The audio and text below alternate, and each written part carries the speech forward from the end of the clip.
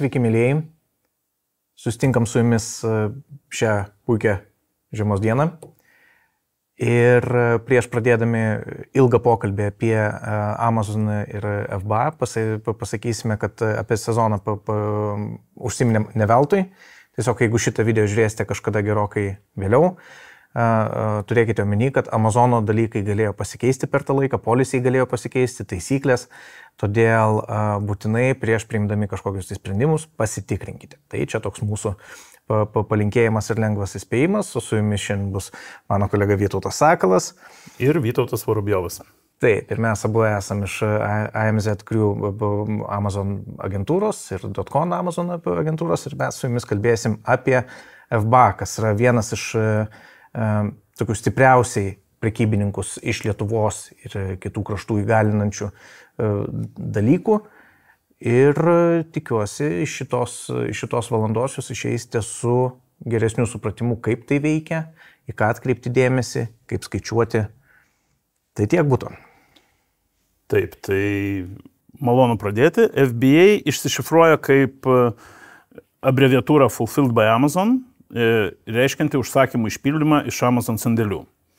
FBA yra mokama ir kartais labai nepigi Amazono paslauga, tačiau yra labai patogi, leidžianti iš esmės dirbti didmeniniais kiekiais, sandėliuoti prekes Amazono sandėliuose ir nesirūpinti kiekvieno atskiro užsakymo išpildymu, atrinkimu, supakavimu, išsiuntimu ir netgi ir grąžinimu.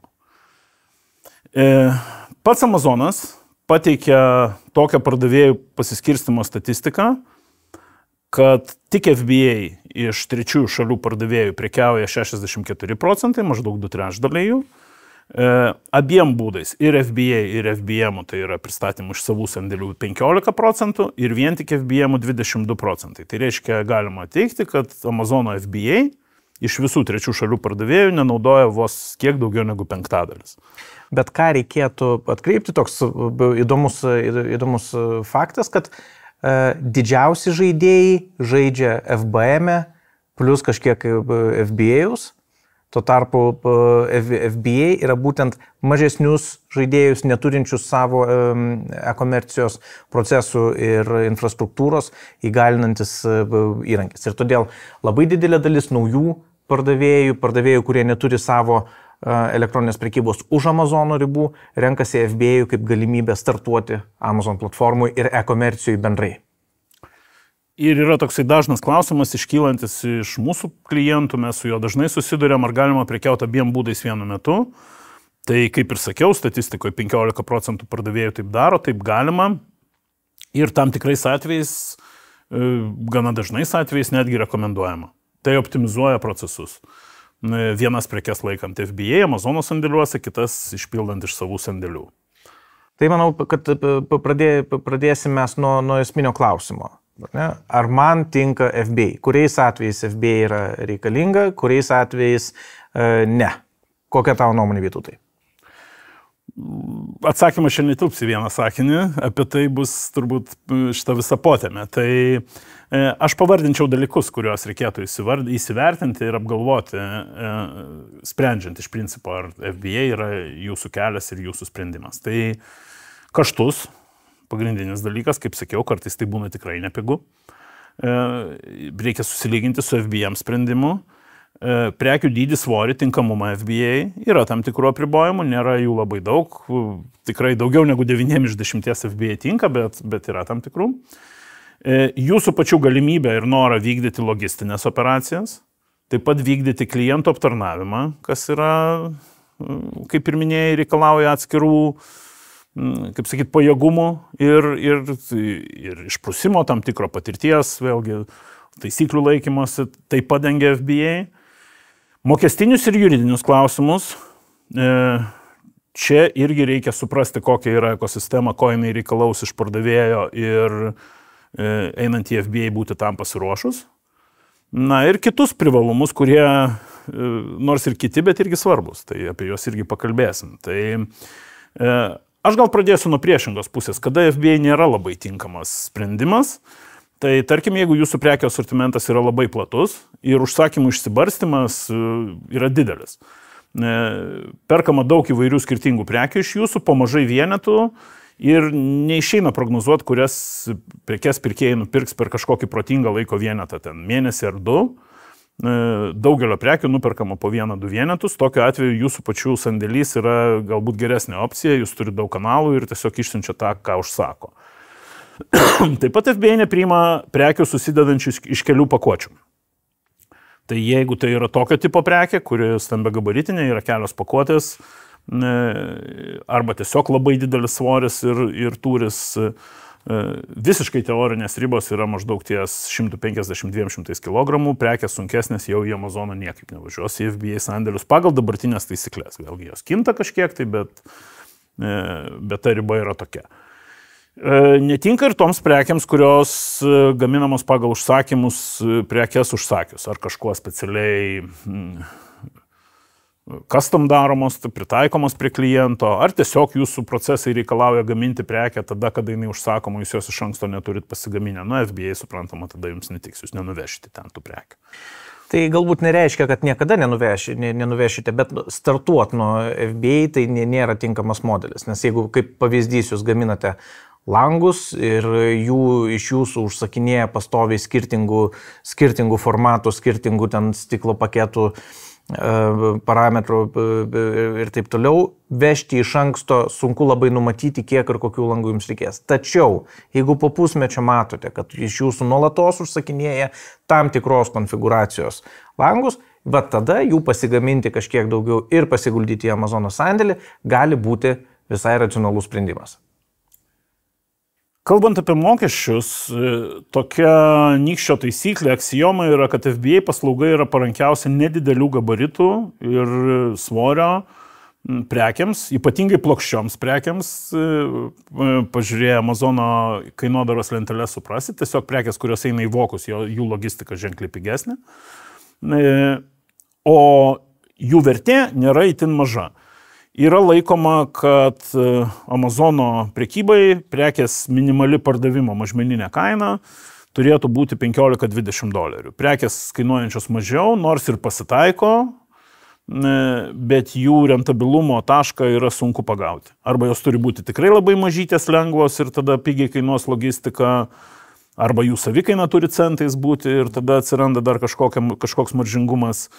Bet žemiau $15 turbūt laikytina, kad yra rizikos zona ir jeigu ketinat kažką pardavinėti pigiau, tai ko gero reikia tiesiog labai kruopščiai skaičiuoti, nes labai dažnu atveju tai yra klaida. Tiesiog to nereikėjo daryti. Tai mes turim dažnus atvejus, kada audituodami paskiras mes matom, kad tas prekes mažiau 15 ar ten panašiaus ribos tiesiog reikia uždarinėti, nes jų net neišeina padaryti rentabiliom prie jokios matematikos. Ką tada darai? Tada didini pakuotę, didini tūrį, kuri bandlus, komplektuoji kažkokie tokie sprendimai. Ir dabar, pavyzdžiui, 24 metų pradžia, Amazonas daro eilinį FBA paslaugų tarifų keitimą ir lengvųjų prekių pristatymas pinga, o sunkesniųjų, didesniųjų brangsta, lyginant su buvusiu. Tai skirtumas tik didėja, tai nuolatinė tendencija. Kaip sakyti, logistikos paslaugos tiesiog brangsta, tai yra normali infliacijos pasiekmė ir visos rinkos, ir atitinkamai sunkioms prekiams tai kyla greičiau. Na, čia galima pasakyti paprastai, mes su tavim Amazone esame nuo kokių 13 metų, ne karto per tą laiką, nebuvo ne vienų metų, kad du kartus nebūtų FBA kainų peržiūrėjimas ir jis dažniausiai būna į didesnę pusę. Kaip kuro rinkoje, ta prasme, nevyksta perkainojimai į mažėjimo pusę. Tai ir Amazone taip pat. Aš galėčiau pateikti šios dienos keletą pavyzdžių tiesiog bendram supratimui. Kaip sakėm, kainos kinta ir faktas, kad skaičių minėjimas jisai yra momentinis dalykas, jau po mėnesio gali būti kitokie skaičiai. Čia yra kovo mėnesio 24 metų skaičiai, truputėlį į priekį, tai 100 gramų prekės 3 uncijų, kadangi mes kalbame apie Amerikos rinką pagrindę šiandien, kainuos apie $3.15. Taip pat, jeigu tai būtų aprangos prekė, $3.27 ir jeigu pavojingos prekės turinčios tam tikrą žymėjimą pavojingų prekių, $4.09. Tai čia 100 gramų, mažytė prekytė. Kilogramas jau tokia labiau standartinė prekė, 3 svarai orientaciniai. iki 3 svarų. Pristatymo kaina pavasarį bus $5.87 visos Amerikos teritorijoje, 5 kg $17, 32 kg beveik $38. Tai va tokie yra laiptai. Tai reikėtų pažymėti, kad tie įkainiai dažnai kinta bent po porą kartų į metus ir todėl, jeigu jūs vėlgi žiūrite mus vėlesnių laikotarpių, ten 24 pabaigoje ar 25, pasigūglinkit, labai lengvai galima surasti aktualų esantį Amazon FBA kainininką ir būtinai sustikrinkite ir būtinai įsitraukite į savo biznio skaičiavimus, į biznio planą, tai kad tie dabar esantis įkainiai, jie gali ir tikrai pasikeis palyginti greitai. Tai kas yra gerai, kad tie pokyčiai paliečia visus pardavėjus, tai jeigu jums kažkas brangsta ir jums pradeda, taip sakant, nesueiti galai, tai jie nesueina visiems. Visi turės kelt kainas, tai to reikia niekada nepamiršti ir neimti to kaip kažko tai, kas iš esmės užkerta jūsų galimybės. Tiesiog jūs perskaičiuojat, konkurentai jūsų darys tą patį. Neegzistuoja jokių nišų ar kažkokių galimybių apeiti ekosistemos mokesčius. Visiems taisyklės vienodos ir Amazonas šitą dalyką susižiūri šventai, tai čia galit būti to užtikrinti, kad jūsų konkurentus tai liečia lygiai taip pat. Konkurencingumas su kitom platformom jau yra kita tema, bet viduje Amazono jūs šitą prasme esat saugus. Ką dar norėčiau pabrėžti, kad į paminėtas kainas neįeina prekių pristatymas iki Amazono sandėlių ir sandėliavimas juose. Sandėliavimas yra mokamas atskirai, jis nėra brangus, santykinai didžiąją dalį mokesčių visgi sumokame už pristatymą, už užsakymų išpildymą, bet sandėliavimas priklauso vėlgi nuo prekių. Jeigu jos sunkios ir pigios, tai gali ir sandėliavimas sudaryti tam tikrą kašto eilutę solidžią. Tai neįsiskaičiuoja į paminėtų skaičių, skaičiuojasi kitais principais, apie kuriuos pakalbėsim. Užsakymo išpildymo kaina, kaip jinai bus nustatoma, tai priklauso iš esmės nuo prekės gabaritų ir jie yra grupuojami į kategorijas pagal gabaritus ir svorius ir kartais pakuotės parinkimas ir viršijimas išmatavimo 1 centimetru jūs perkelia į aukštesnę kategoriją, kuri yra ženkliai brangesnė. Jums tai gali pabrangti $1 už vienetą, gali ir $2. Tai su to reikia apsieiti atsargiai. Ir produktizacijos etape, kada jūs dar turit nefasuotą produktą, nepakuotą produktą, dar jūs galite priimti tos sprendimus. Tas galioja daugam. Tekstiliai, maisto produktams, įvairiems gaminiams. Egzistuoja daiktai, kurio nesupakuosi kitaip. Nes stiklinė yra stiklinė, jos dydis yra koks yra. Bet jeigu daiktą galima lenkti per pusę arba nelenkti per pusę, tai va šitoje vietoje reikia pasidomėti, į kurią lentelės eilutę jūs norite taikyti. Ne veltui paminėjau, kad plokščioms prekiams yra geresni tarifai. Tai ką galite suploti, suplokit, turbūt taip reiktų sakyti. Jeigu įmanoma padaryti, kad prekė tilptų, jau įpakuota, pilnai tilptų pro standartinę pašto dėžutės tą angą, tai tas būtų gerai. Bet vėlgi, kaininkose pasižiūrėsit. Ir čia yra vienas momentas, į kurį reikia atkreipti dėmesį. Kartais verta specialiai Amazonui pasidaryti atskiras pakuotės.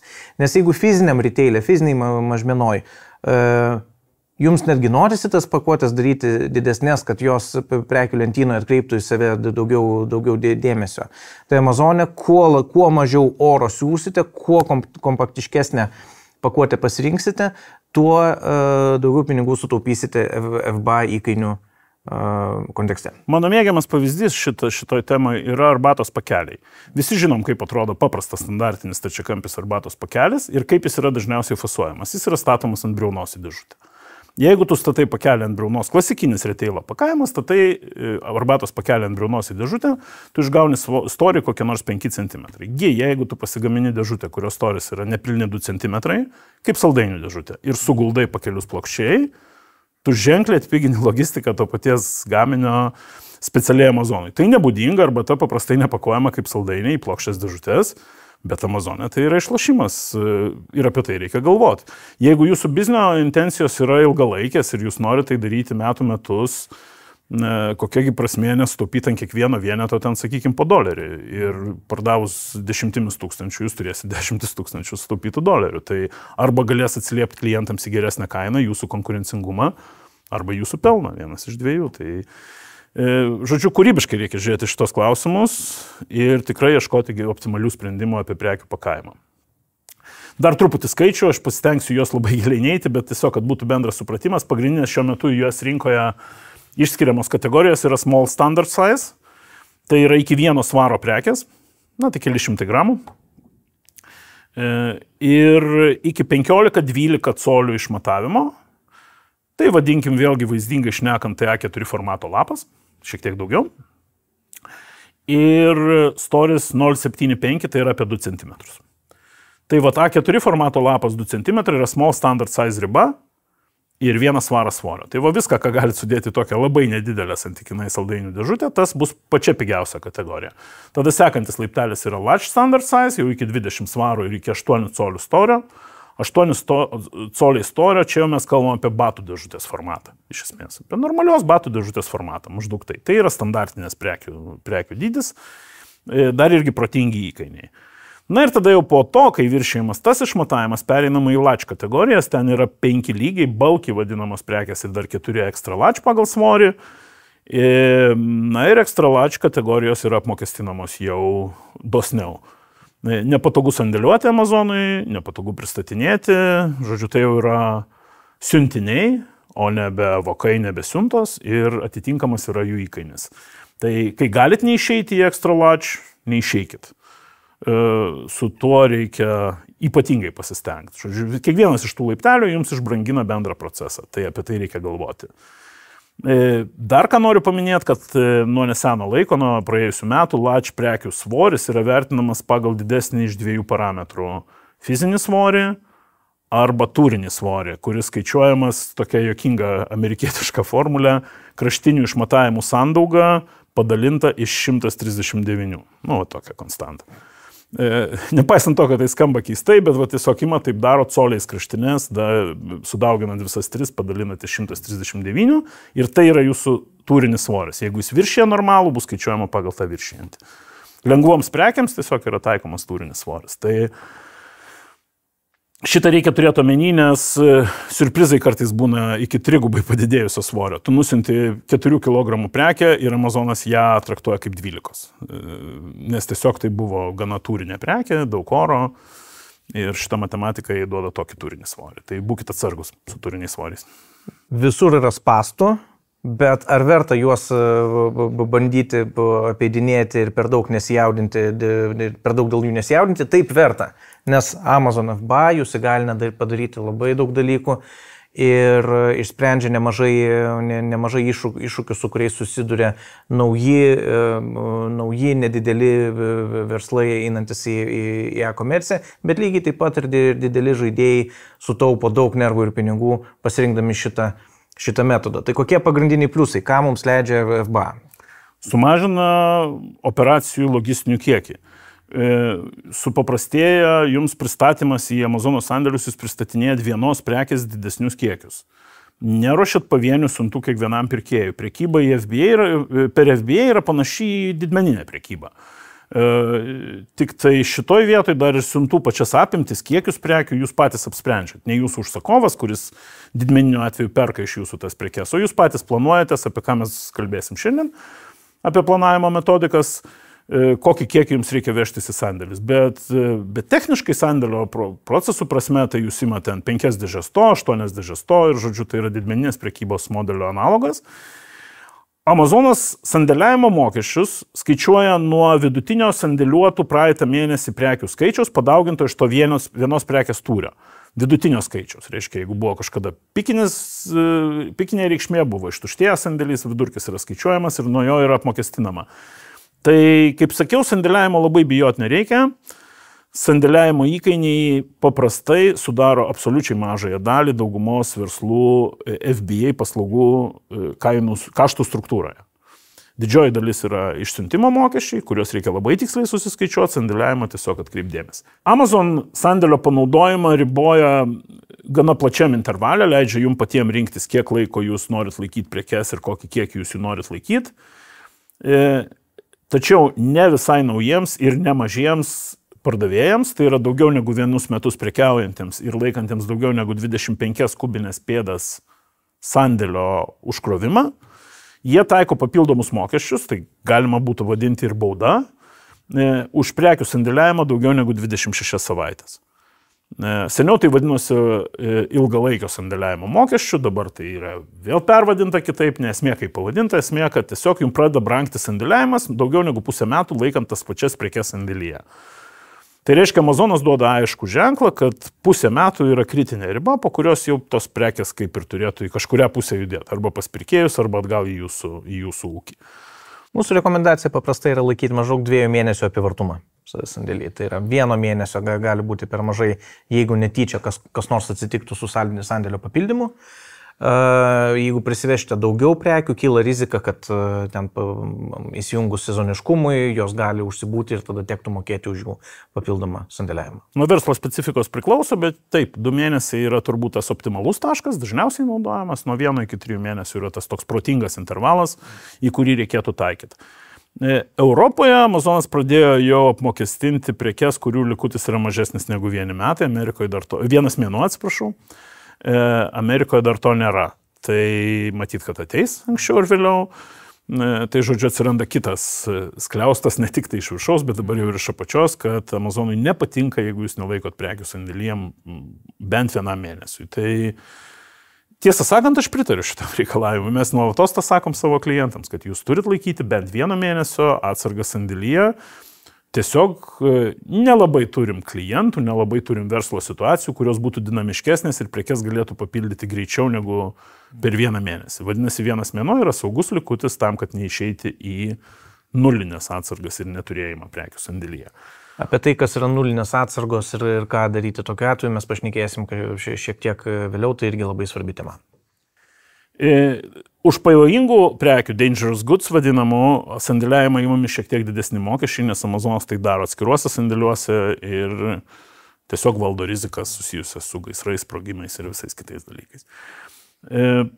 Prekių sandėliavimas paskutinį metų ketvirtį pabrangsta lyginant su kitais likusiais 3 metų ketvirčiais. Tai reiškia irgi aiškus impulsas, kad paskutinį ketvirtį sandėliai perkrauti, laikykite tik tai, ko jums realiai reikia ir ką jūs ketinate iki kalėdų parduoti.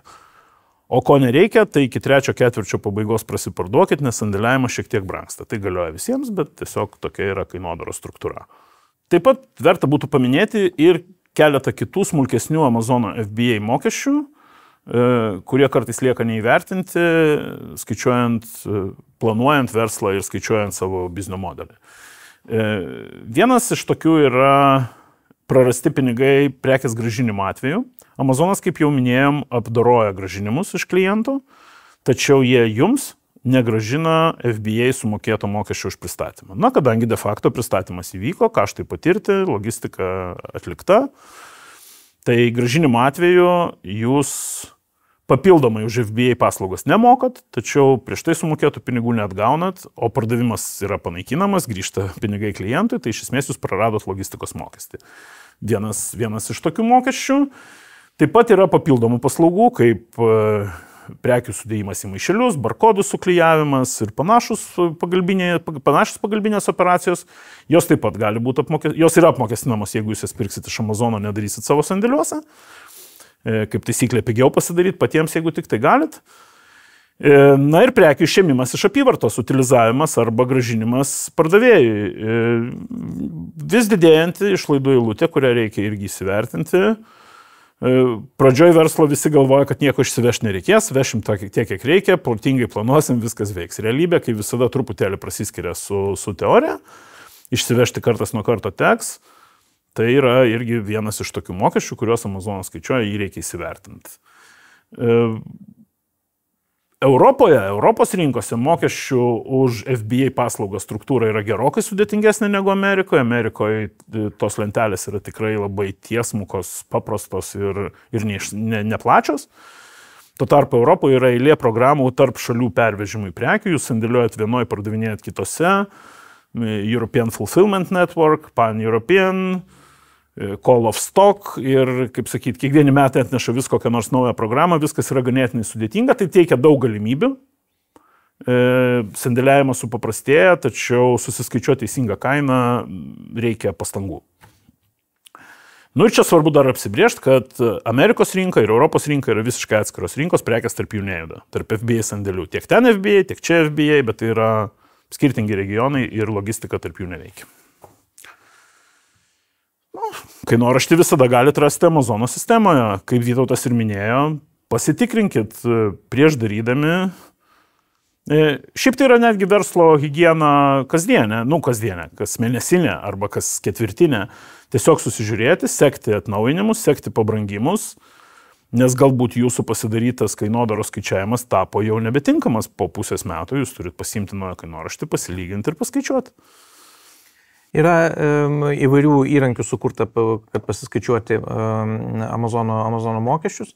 Amazonas pats viduje turi tai vadinamą FBA Revenue Calculator, tai yra pajamų iš FBA kalkuliatorių, kuris yra pasiekiamas, dar nebūtina būti prisiregistravus į Seller Central aplinką, kad jį pasiekti, yra ir svečio aplinka, kur jūs galite suvesti savo planuojamos pardavinėti prekės parametrus ir tada Amazonas maždaug paskaičiuos pagal tai, kokie bus mokesčiai. Tai tikrai išbandykite tą įrankį, tikrai jums pagelbės pradiniuose skaičiavimuose.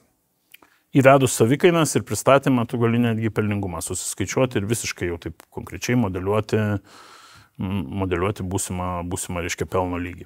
Ir atitinkamai pagal tai kainodarą čia pat. Šitą pratimą tikrai reikia atlikti planavimo etape. Nes nuo to iš principo priklauso, ar jums reikia eiti į Amazoną ar ne, ar jūs atlaikot konkurenciją, ar jūs turit ką pasiūlyti klientams, ar tai konkurencingas pasiūlymas ir taip toliau. Čia yra viena iš tipinių klaidų, kad pirmiausia daroma, po to skaičiuojama. Visgi mūsų rekomendacija yra pirmą skaičiuoti, po to daryti. Daryti, aiškiai suprantant, taip, startas dažniausiai daromas nuostolingai skaičiuojant prekės kainodarą, nes tiesiog tokia yra Amazono politika ir apie tai bus kalbama kainodaros dalyje, bet kaip bebūtų, vis tiek reikia žinoti, kur yra tos ribos ir kiek jūs turėsit kainuoti tada, kai prekyba bus optimali. Dar vienas didelis Amazon FBA pliusas yra tai, kad darbas su FBA nuima nuo jūsų labai didelę dalį klientų aptarnavimo. Nes bene 80% visų iš klientų ateinančių užklausų yra apie tai, kad kur mano prekė, kur mano siuntinys. Arba noriu gražinti. Taip. Tai šitos dalykus, tai yra siuntimą galutiniam klientui ir gražinimo, Amazonas prižiūri pats, jeigu jūs esate FBA programoje.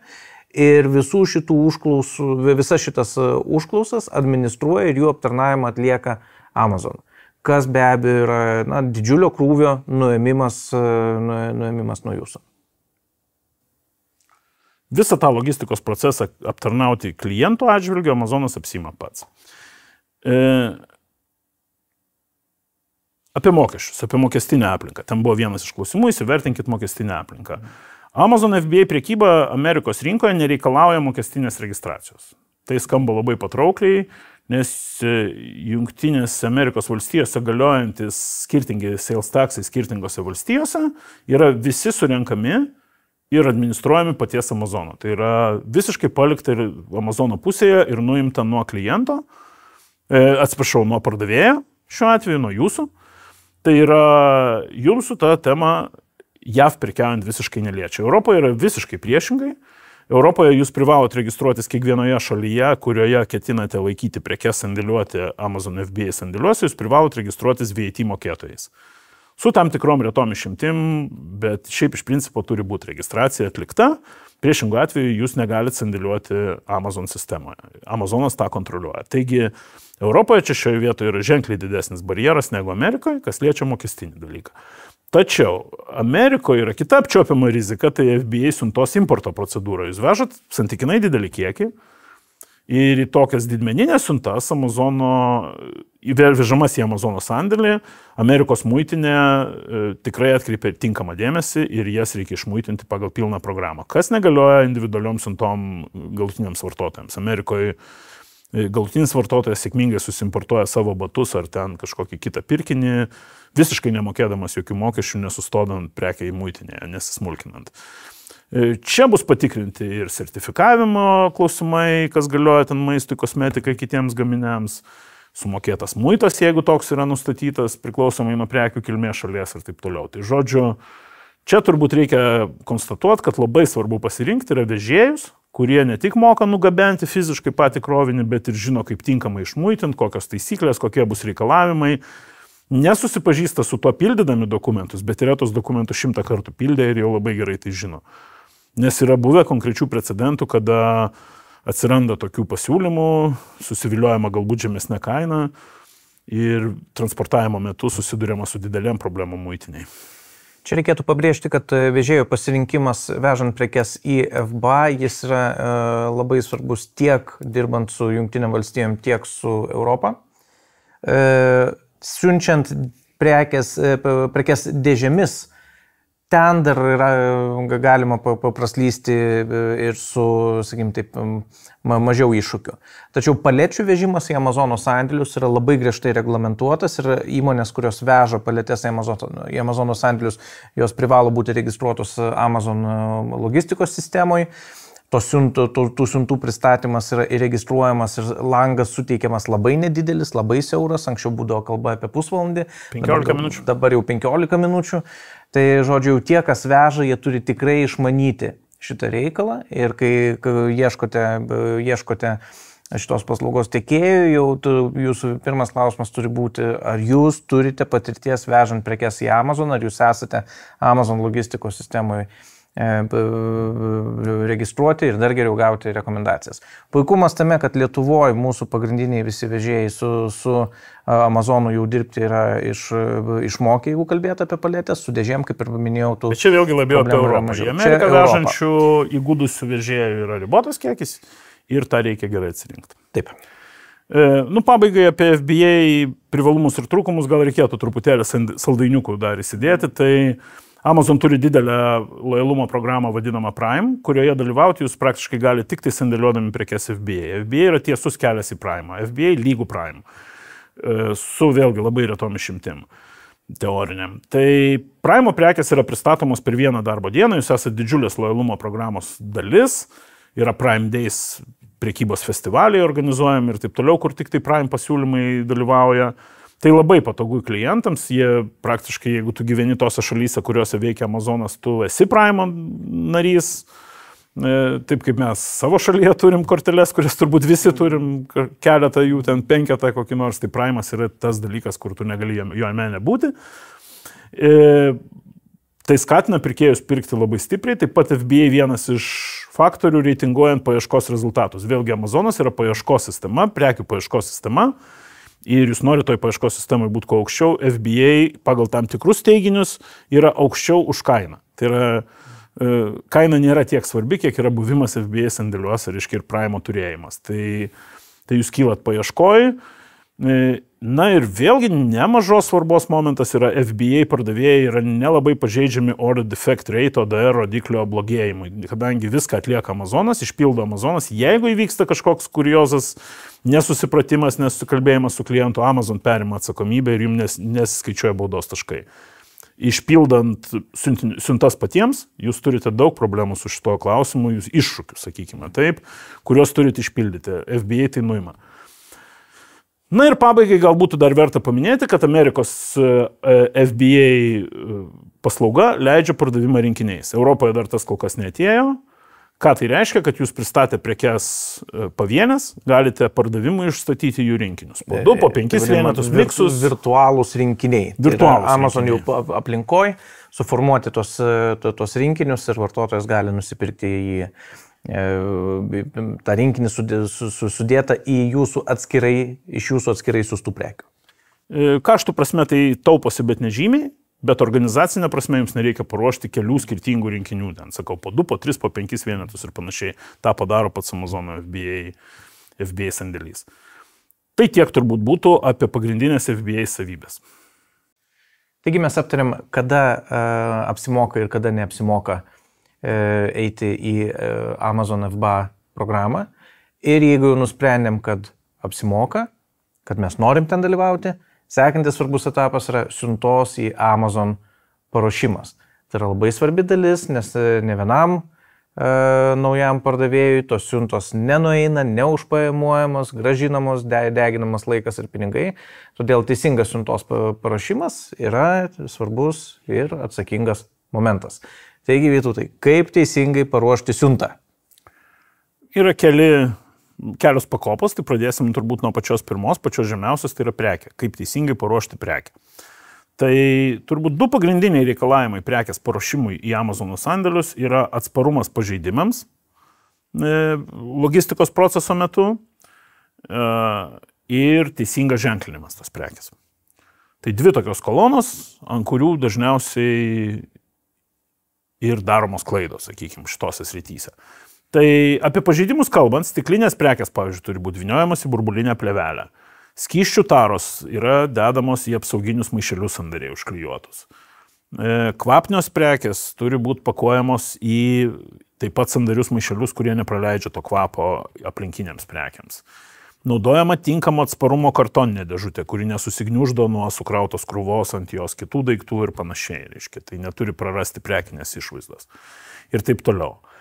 Egzistuoja toks teorinis reikalavimas, kad prekė privalo atlaikyti 3 kritimus iš 1,5 metro aukščio ant skirtingų savo briaunų, plokštumos ir taip toliau. Tai skamba taip dramatiškai, kad iš esmės daugelio prekių turbūt supakuoti būtų neįmanoma apskritai. Gerai, jeigu ta prekė yra arbatos pakelis, tada jam seksis gerai ir 5 kart nukritus, bet daugybės prekių nesupakuosi. Bet jeigu tai yra kažkas stiklinio, tai tu turi neįsivaizduoti, kokio dydžio tai turi būti burbulinė pakuotė, kad tas...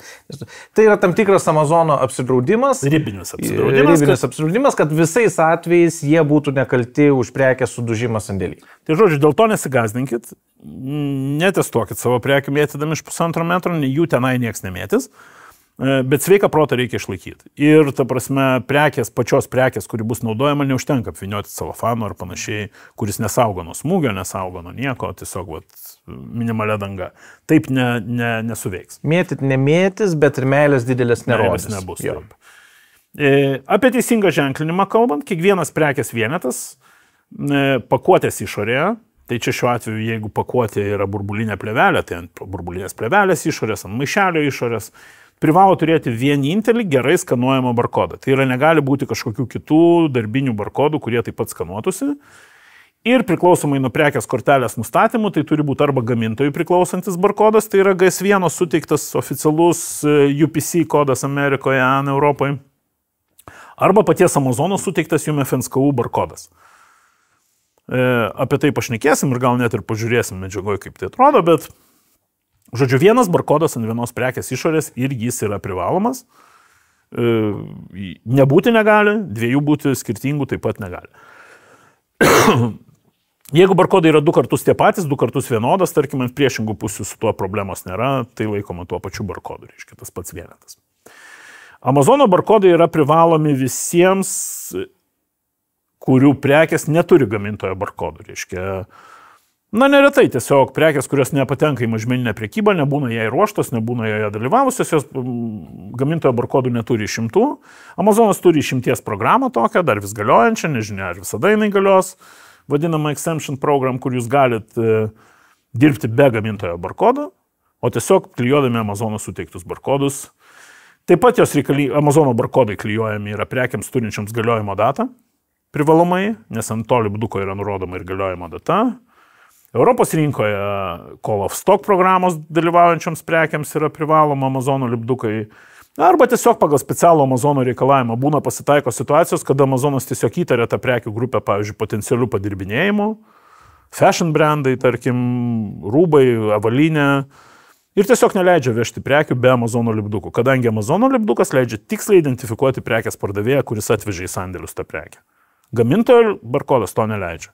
5 pardavėjai gali suvežti tą pačią prekę su tais pačiais barkodais, jos susimaišo ir jeigu ten yra kažkas su kokybė, su originalumu, problemos kažkokios identifikuoti nebeišeina. Tai žodžiu, jeigu Amazon reikalauja, jūs privalote jos klijuoti, taip pat išvardintais atvejais. Jeigu prekė turi galiojimo terminą, jis privalo būti nurodytas ant to Amazono barkodo lipduko. Yra konkretus Amerikai skirtas formatas, tai yra mėnuo, diena, metai, kas nėra mums labai įprasta, diena vidury, arba mėnuo metai. Tai yra pagal Amerikos standartą. Turėkite omeny, kad Amazonas nepriima į savo sandėlius besibaigiančio galiojimo prekių. Tas terminas yra kaitaliojamas, ilginamas, bet grubiai šnekant reiktų galvoti bent apie 100 dienų turbūt, ar ne, galiojimo. Negana to, ne tik nepriima, bet ir šalina iš sandėlio. Jie neprekiauja visai besibaigiančio galiojimo prekiamis. Aš sakyčiau, minimum pusę metų. Minimum pusę metų turi turėti prekę, kurį įvažiuoja į Amazono sandėlius ir tai su jie suktis reikės gyvai, ta prasme, ją reiks parduoti per 3 mėnesius. Už tai, kad po to jinai yra tiesiog perkeliama į nekondicinės ir jūs ją privalot išsivežti ir patiriat kaštus. Tai jau geriau su to neužsiimti. Ir vėlgi, kaip Vytautas ir minėjo, tas keičiasi pakankamai dažnai ir ne į palankėją pusę. Tai yra tas centras vis auga ir auga. Na, čia kaip kokybės kliento aptarnavimo kokybės kriterijus, kad tu gausi su ilgu galiojimo terminu prekę. Pasitikrinkit taisyklės tuo metu, kai jau realiai siūsite prekes turinčias galiojimo terminus. Turėkite omeny, kad prekes dažniausiai bus sandėliuojamos vienetais. Jūs kaip gamintojas, kaip pardavėjas, dažniausiai jas turit supakuotas saugiose dėžėse po keletą ar po 14 vienetų. Jos ten labai gerai gyvena, jos yra saugios, viskas su jom yra tvarkoje. Deja, atvažiavusios į Amazono sandėlį, daugeliu atveju jos iš karto netenka antrinių pakuočių master kartonų ir pasileidžia į pavienius vienetus. Ir va tada jūs turit galvoti apie tai, kaip sandėlyje, dideliam industriniam sandėlyje jausis ta prekė be master kartono, pati viena pardaviminis vienetas. Jos turi būti atsparios dulkėms, neturėti atvirų zonų. Na, kaip pavyzdys, pardaviminė pakuotė kartas nuo karto būna, kad prekė turi kažkokį ar ten langelį su pavyzdžiu. Garantuotai atvažiuos sudulkėjęs daiktas per tą vietą. Kažkokia pusė prekės atidengta, pusė matoma, pusė nematoma. Netinka tokios pakuotės. Pakuotė turi būti sandėlinė, sakykim taip, tinkama sandėliavimui. Dėžutė iš esmės uždara, celofaninis maišelis užklijuotas sandariai. Beje, apie celofalinius maišelius. Jeigu anga yra didesnė negu 5 coliai, 12 cm, ant maišelio turi būti uždusimo perspėjimas, vadinamas suffocation warning. Mažų vaikų gyvybės apsaugai yra toks reikalavimas. Tuo pačiu vėlgi primenam, kad kiekvieną kartą pasitikrinkite naujus pasikeitusius reikalavimus, nes jie nuolat kinta. Amazono politika yra lengvai randama tam tikroms prekiams, būtent sellerio aplinkoje, yra atskiri helpo puslapiai, kur tą galite susižiūrėti. Dar ką verta atkreipti dėmesį, yra, kad be žymėjimo, kuris reikalaujamas Amazono paties, tai yra barkodai, galiojimai ir taip toliau, yra tų šalių, tų rinkų, kuriuose yra tos prekės, grynai įstatyminiai reikalavimai. Kaip antai, Europoje turi būti būtinai nurodytas pardavėjo adresas ES su kontaktais ir tekstas, tos prekės pavadinimas, tos šalies kalba, į kurios sandėlį siunčiate prekes.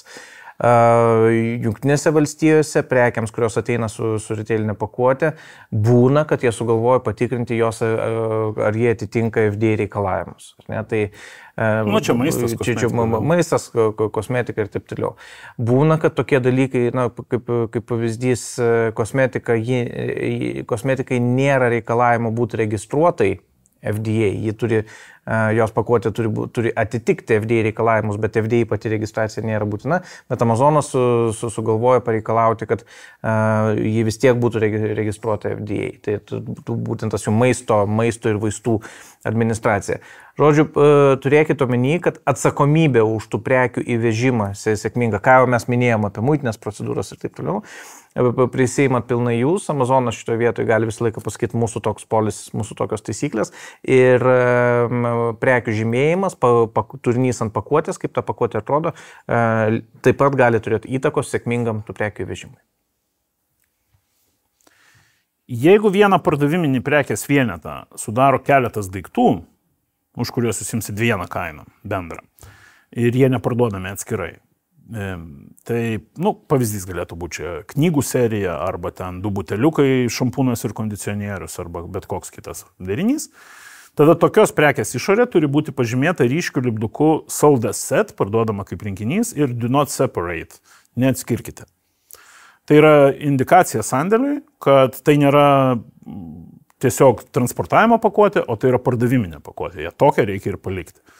Nėra šito vietoje tikslaus aprašymo, kokio formato tai turi būti lipdukas, bet sveikas protas čia turi būti naudojamas. Matomas, ryškaus pagrindo, didelių fontų, normalių, ta prasme įskaitomų ir taip toliau, kad tiesiog tai kristų į akis. Amazon šiaip turi daug Central aplinkoje paruošę ir rašytinių instrukcijų, ir video instrukcijų pagal skirtingas prekių grupės, apie pakavimą, iki visiškų detalių, ten kaip čiužinį supakuoti, kaip vazelę supakuoti. Kaip lipduką užklijuoti. Kaip lipduką užklijuoti ir ką tik tai nori. Pasižiūrėkit tos video, nepatingėkit, ypač jeigu randat savo prekių grupę, tikslinę 5 minučių video jums gali suteikti daug ramybės po to tolesniam procese, nes kartais keistos smulkmenos išlenda ir tiesiog yra nurodyta, kad būtent taip reikia daryti, o ne kažkaip kitaip. Tinkamai paruoštos pačios prekės gali būti perinam prie sekančio etapo, prie sekančio laiptelio, gali būti dedamos į master kartonus, į motininės dėžės, vadinkim taip, antrinės pakuotės transportuojama. Į antrinės pakuotės galima pagal pageidavimą maišyti prekes, skirtingas. Galima taip pat prekes dėti tiesiai ant palečių, jeigu siunta bus paletizuojama, be antrinių pakuočių, be motininių tų dėžių. Jeigu tai stambia gabarytės pakankamai prekės, kurioms pakavimas į dar vieną dėžę prasmės jau kaip ir nebeturi. Tiesiog, kaip jau šnekėjom, jos neturi gniuždytis, jų dėžutės turi būti atsparios ir taip toliau. Na, bet jeigu tai daiktas kažkoks ten, sakykime, nežinau, grilis supakuotas į dėžę, tai turbūt, kad jis neturės antrinės pakuotės, nes jinai jau prasmės labai didelės neturi. Bus ant paletės sudėta 12 grilių, tarkim, kaip pavyzdys, ir jau jie taip ir važiuos. Tai gali būti su antriniam pakuotėm, gali be. Nemaišytos vienodos prekės gali būti pateikiamos standartinėje savo antrinėje pakuotėje, taip kaip jos išėjo iš gamyklos, iš gamintojo. Tai vadinama case packed dalykas, jūs sukonfigūruojate Amazono sistemoje, pamatysim, kaip konfigūruojamas yra case packas. Ir tada visą laiką siunčiate ant case packais po 12, po 10, po kiek jau gamintojas supakavęs, ar jūs patys supakavot, jeigu jūs esat gamintojai ir turit savo fabriką.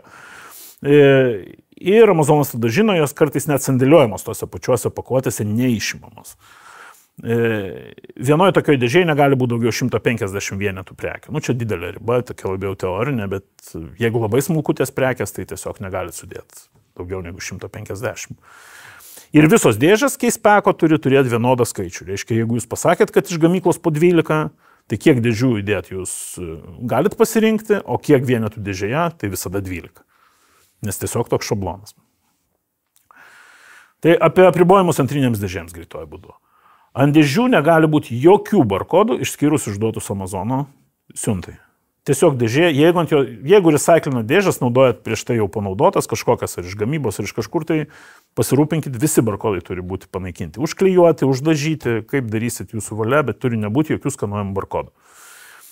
Dėžės turinys negali judėti viduje, jinai turi būti užpildyta. Taip ir parašyta Amazone, shake the box, papurtikit dėžę, reiškia, supakavę ir įsitikinkit, kad jinai viduje nejuda. Purtit, nepurtit, jūs galite akimis įsitikinti.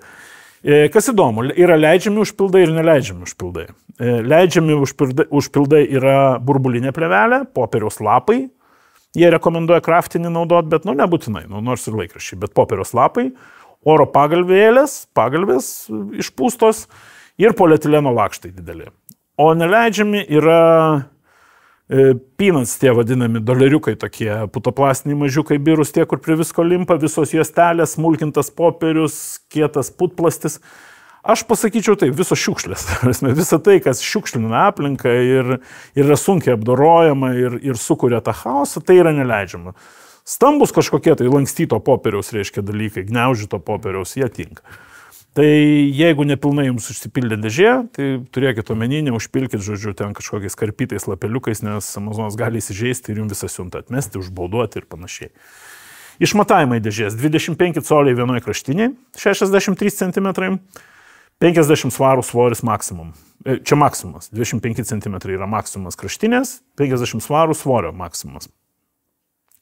Jeigu dėžė yra sunkesnė negu 30 svarų į Ameriką, ženklinimas heavy package yra privalomas. Čia vėlgi kaip su to seto lipduku, nėra aiškaus formato, kaip jums patogu tai padarot, bet turi būti ryšku, matoma ir ant visų plokštumų.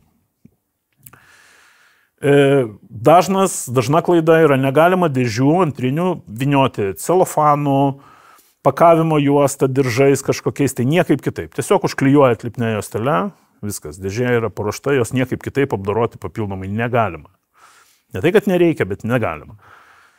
Negalima naudoti jokių atvirų dėžių, iki pusės atvirų, be viršaus, be šono, be ko nors. Dėžė yra dėžė, normaliai uždaroma, pilnai sandari. Čia transportavimo dėžė, jinai tokia ir turi būti. Negalima naudoti visos paletės dėžių. Egzistuoja toks formatas, kada ant paletės užsėda paletės dydžio dėžė ir į ją yra jau metami daiktai. Ne. Draudžiama specifiškai, aiškiai parodyta, kad draudžiama tokią dėžę naudoti.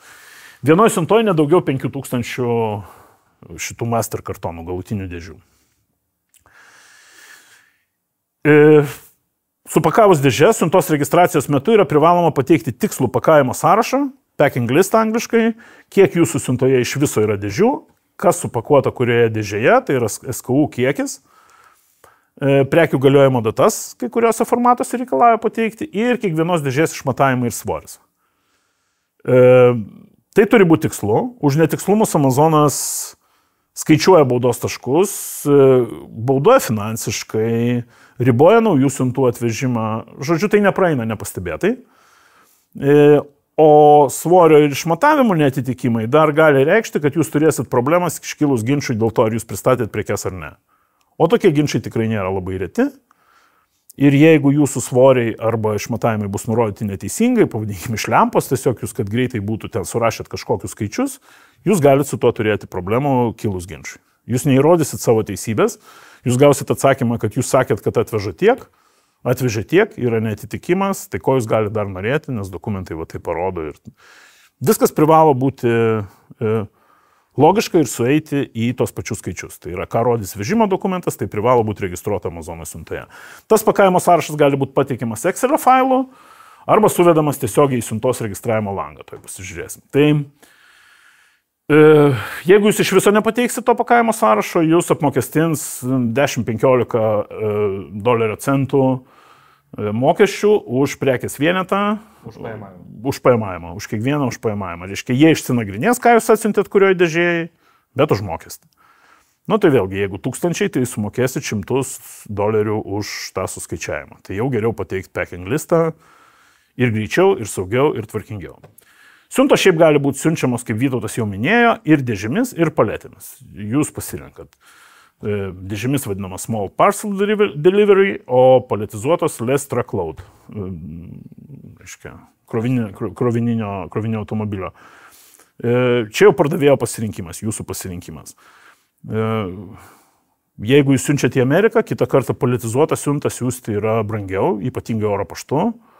Už tai, kad paletė taip pat sveria ir lėktuvė tenka mokėti ir už paletę svorį. Tai į Ameriką neretai oro paštu važiuoja prekės dėžių formatu, nuo laivais, aišku, konteineriuose plaukia paletizuotos. Tai čia kas be ko. Apie pilnų konteinerių turbūt pristatymą šiandien nekalbėsim, čia nėra pradinių mokymų tema, kai jau turėsit galimybę pardavinėti pilnais konteineriais, manau, žinosit ženkliai daugiau negu čia šiandien aptariama. Ir apie paletės. Paletė yra stambiausias tada vienetas. Apie prekes ir dėžes pakalbėjom. Paletės Amerikos rinkoje privalo būti 40x48 colių. Tai yra 1x1,20 m. Tik medinės. Netinka plastikinės, kartoninės ir visokių kitokių ten keistų medžiagų. Medinės arba fanerinės. Jeigu stambios prekės vienetas gulščias netelpa ant tokios paletės, tada ir tik tai tokiu atveju galima naudoti nestandartinės didesnės paletės.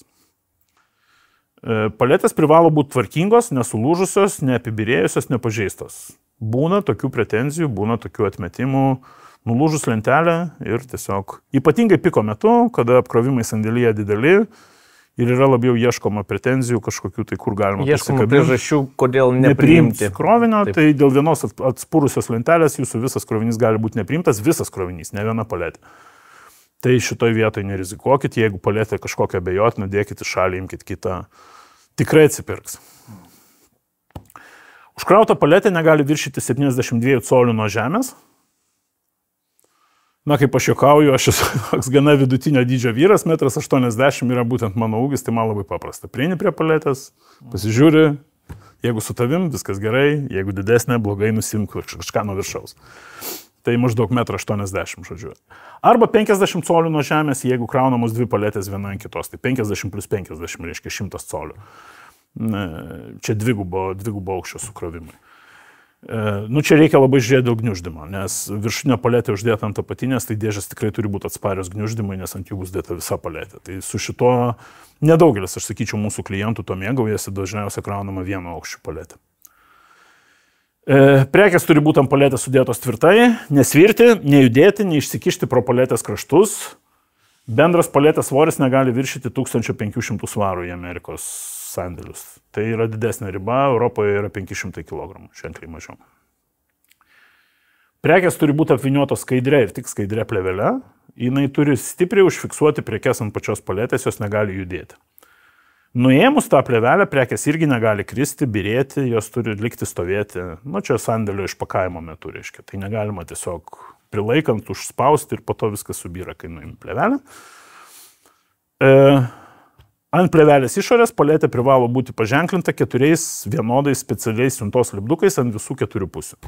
Akių lygyje, centre nepasukti, kad su krautuvu privažiavęs operatorius galėtų pasilenkęs nuskanuoti iš bet kurios pusės paletės. Dar vienas momentas, į ką reikėtų atkreipti dėmesį, čia yra išvardinti Amazono paties reikalavimai, kaip tos paletės turi būti atgabentos į Amazono sandėlius, bet turint omeny, kad iš Lietuvos jūs siūsite, tai yra darysite importą į Jungtinės valstijas, atsiranda reikalavimai grynai jau Jungtinių valstijų kaip šalies paletėms ir ten išlinda tokie dalykai, kaip jos turi būti apdorotos kažkokiais antiparazitiniais dalykais, tas yra išlindę mūsų praktikoje. Tai mes dar sykį pasikartosim, kad rinkitės partnerius, kurie išmano tą vežimo į Jungtinės valstijas, būtent importo į Jungtinės valstijas procedūrą ir žino tiksliai, kokio tipo paletės yra įleidžiamos, nes jinai formato gali būti tinkama, bet, pavyzdžiui, neapdorota ir jos jau neįsileis. Tai, žodžiu, šitos dalykus irgi reikia atkreipti dėmesį, rinkitės patikimus partnerius. Tai ką, išsiaiškinom turbūt, kaip siunta yra pakuojama, kaip yra paruošiamos prekės, dėžės, paletės, kaip visą tai turi būti sudedama, ateina tas momentas, kada tą siuntą jau norima yra siūsti. Tai prieš patį siuntimą jūs privalot ją registruoti Amazono sistemą. Ja sukurti, užregistruoti, gauti lipdukus. Žingsnius. Taip. Neužregistravus siuntos Amazon Seller centre ir išsiuntus ją, jinai jokiu atveju nebus pristatyta. Neegzistuoja toks scenarijus, kad jūs galėtumėte tiesiog savo nuožiūrą supakuoti prekes ir nieko nedarę sistemoje jas nusiųsti sandėlį. Niekada. Net nesvarstykite tokio varianto. Prieš pradedant registruoti siuntą, suprantama, privaloma susikurti pačias prekių korteles, nes jūs registruosite į siuntą prekes. Jūs sudėsit prekių rinkinį, kurie važiuos toje siuntoje. Prekių kortelėse privalo būti pasirinktas būtent FBA, Fulfillment by Amazon, išsiuntimo režimas. Tai yra, ten jau jūs prekės kortelėje pasirenkat, ar siuntą tos prekės, užsakymą, atsiprašau, tos prekės išpildysit jūs, ar išpildys Amazonas. Kai kadangi kalbame šiandien apie FBA prekybą, tai nustatymas turi būti FBA tinkamas. Jeigu jūs iki tol prekiavot su ta preke iš savo sandėlių, kas irgi būna pasitaiko, keičiasi tiesiog biznio modelis į FBA, tada jūs galite arba konvertuoti senąją kortelę, arba susikurti antrą kortelę su ta pačia preke, su to pačiu asinu, tiesiog skirta būtent FBA sandėliavimui ir pristatymui siuntos. Prekės SKU tokiu atveju, prekės kodą, jūsų suteiktą prekės kodą mes rekomenduojam paženklinti raidėmis FBA, kaip galūnę, pavyzdžiui, sufiksą, kurie tiesiog paskui jums matant patį kodą leis greitai suprasti, kad aha, čia FBA prekė, o čia yra, reiškia, iš jūsų sandėlio buvusi prekė. Jeigu prekiausite abiem būdais vienu metu, sakykime, kas irgi būna pasitaikantis sprendimas. Ir tuo pat metu yra nusprendžiama, kurie barkodai bus klijuojami, apie tai jau šnekėjom, gamintojo ar Amazono. Tai svarbus pasirinkimas, nes paskui nebus galima keisti. Tai kai sukuriat prekės kortelę, jūs pasirenkat, ar tai bus Amazono barkodas ar gamintojo barkodas. Tam tikrais atvejais jūs negalite rinktis, gamintojo barkodų jau aptariam. Tai manyčiau, kad dabar galėtų būti geras laikas pereiti prie pačios siuntos registravimo demonstracijos ir pasižiūrėti, kaip tai realiai daroma Amazon Seller Central sistemoje. Taigi dabar pažiūrėsime, kaip pačioje Amazon Seller Central sistemoje atrodo siuntos registravimo procedūra. Tai daroma per meniu punktą Inventory, Shipments. svarbu būtų paminėti, kad lietuviškas žodis siunta Amazono sistemoje turi du žodžius, du iššifravimus. Tai yra shipment, tai jau yra registruota siunta, kuri užbaigta arba keliauja į Amazoną, ir workflow, tai yra registruojama šiuo metu siunta. Tai yra procese, kuri dar gali būti keičiama, nėra galutinai patvirtinta. Tai kadangi mes pradedam registruoti naują siuntą, šiuo atveju tai yra workflow, ir čia turime nuorodą Start New. Pradedame naują workflow.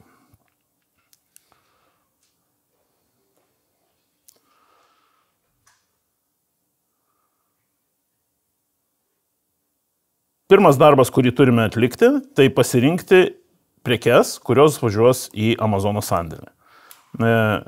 Šiuo atveju pats pasiruošimo darbas jau turėtų būti atliktas iki siuntos registracijos pradžios, sprendimo priėmimas turėtų būti jau padarytas. Taigi dabar aš jau turiu atsirinkęs prekių kodus, kuriuos aš noriu siūsti. Ir galiu čia tiek pagal pavadinimą, tiek pagal asiną, tiek pagal SKU susirasti savo norimas prekes. Dabar mes turime registruotas standartinės pakuotės, jau įvestas iš anksto į sistemą, galima jas naudoti arba jų nenaudoti. Nenaudojant pasirenkame individual units ir galime įvesti ne dėžėmis, o vienetais, kiek mes prekių siūsime. Tarkime, šių prekių bus siunčiami 8 vienetai, iš karto reikalinga galiojimo data. Atkreipkite dėmesį, jeigu vedat skaičiais, diena yra vidury. Nesumaišykit, nes tai yra reikšmingi duomenys.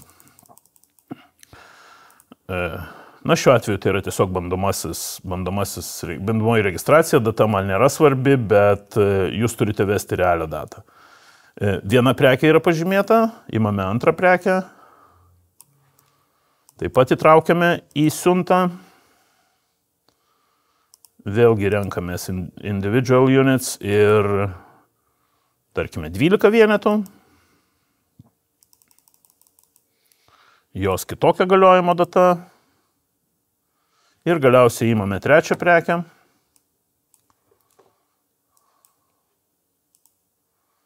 Ir ją siunčiame dėžėmis, standartinėmis dėžėmis, taip kaip jinai supakuota iš gamybos, 2 dėžės. Kas reiškia, kad tai bus 20 vienetų.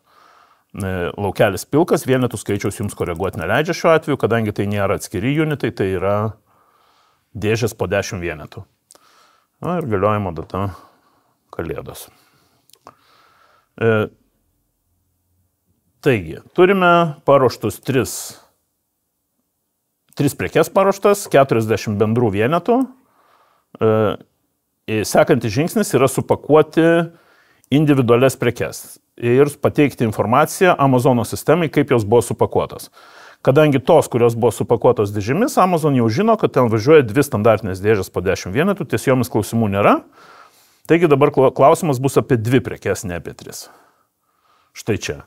2 SKU, 20 vienetų. Klausimas yra, ar viskas tilps į vieną dėžę, ar reikės keleto dėžių. Tarkime, pas mus bus 2 dėžės po 10 vienetų, tiesiog mes siunčiam ne 10 ir 10, o 12 ir 8. Šiuo atveju tiesiog tam, kad susipažinti su ta sistema, kaip jinai veikia. Iki 10 dėžių jūs galite suvesti čia sistemoje. Virš 10 dėžių jūs turite parsisiųsti Excelio failą ir supildyti tą Excelio failą, nurodant jame, kas bus supakuota kurioje dėžėje. Taigi sakom, kad šiuo atveju, kad bus 2 dėžės, gaunam formą. Į pirmą dėžę dedam 10 vienetų šitos prekės, į antrą dėžę įdedam 2 likusius ir 8 šitos. Kadangi prekių išmatavimai čia yra vienodi šiuo atveju, dėžutės yra vienodų gabaritų, tai tiesiog į vieną dėžę telpa 10 ir į kitą 10. Čia mes turim pavyzdį, kaip galima supakuoti nestandartinėmis pakuotėmis, o reiškia kūrybiškai pagal jūsų poreikius, pagal pardavimus, pagal turimas atsargas ir panašiai. Svoris. Svorį ir išmatavimus reikia vesti teisingus, tai yra realiai pamatuokit, realiai teisingus skaičius nurodykit, už tai, kad jeigu kyla kažkokia tai diskusija su Amazonu dėl siuntos teisingo ar neteisingo gavimo, tai yra pirmas parametras, kuris yra tikrinamas.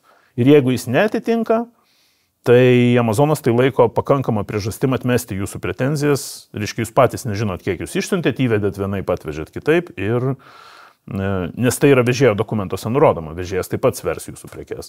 Tai nurodykit čia teisingus skaičius.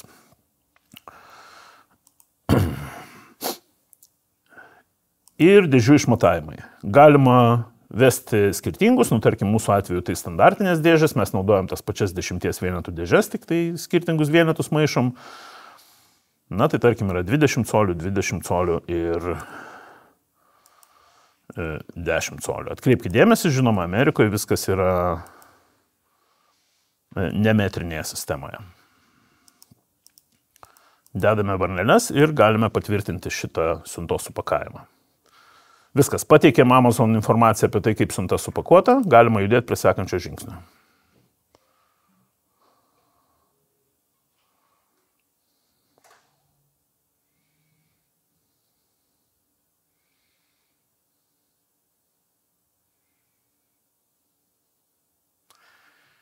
Na ir štai, pirmas klausimas yra Amazono, kada jūs planuojate išsiųsti, tarkime, mes išsiųsim už 2 dienų, šiuo metu vasario vidurys 24 metų, ir dabar yra 2 opcijos, kurias galima rinktis. Arba mes siunčiame 2 siuntas ir gaunam $3.60 nuolaidą, arba mes siunčiame 1 siuntą ir atitinkamai tų $3.60 nesutaupome.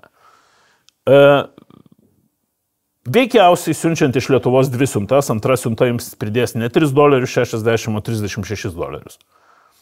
Ar kažką panašaus. Todėl šiuo atveju jums akivaizdžiai naudinga būtų rinktis į 1 siuntą sudėti visas prekes ir negauti tų $3.60 nuolaidos. Suprantama, šiuo atveju mes renkame siuntą dėžėmis, ne paletėmis, čia ganėtinai aiškiai pavaizduota paveikslėliuose ir nurodome, kad vežėjas nėra tarp standartinių Amazon vežėjų. Jeigu yra, tai pasirinkite tą, kuris yra. Na ir siuntą siūsime, suprantama, tokią mažą siuntą siūsime oru. Na ir štai mes turime nurodytą jau sandėlio adresą, į kurį bus siunčiama. Indianos valstijoje.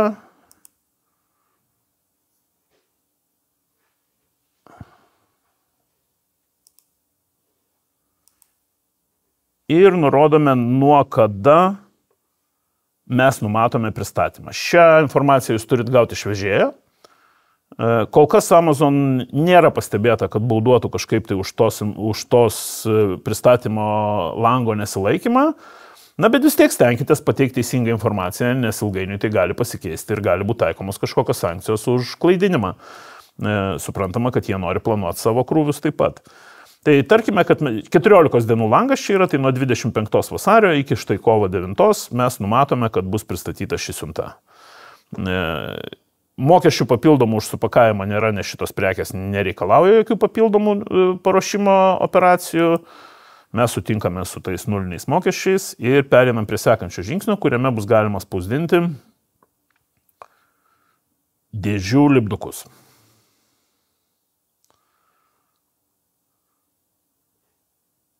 Štai čia jūs pasirenkat lipduko formatą. Tai priklauso nuo to, kokiu būdu jūs spausdinsit. Ar tai bus jūsų sandėlio termoprinteris, ar jūs spausdinsit lazeriniu printeriu ant iš anksto supjaustytų lapų, ar kokiu tai dar būdu. Atsirinkite savo patogiausią formatą, tinkamiausią. Na čia, pavyzdžiui, toks labai akivaizdus sprendimas, 1 etiketė per visą 4 formato lapą. Nelabai taupu, bet labai aišku ir paprasta. Tai tiesiog pasitestuokit, pasirinkit, priklausomai nuo to, kokį spausdinimo būdą lipdukų naudosit, kokį popierių ir kokią įrangą, nesunkiai rasit savo tinkamiausią variantą. Spausdiname etiketės, gauname PDF failą, kuriame dėžės yra sunumeruotos. Štai mes matome box 1 of 4. Mes įvedėm 2 dėžės, primenu, kad dar 2 dėžės eina standartinės.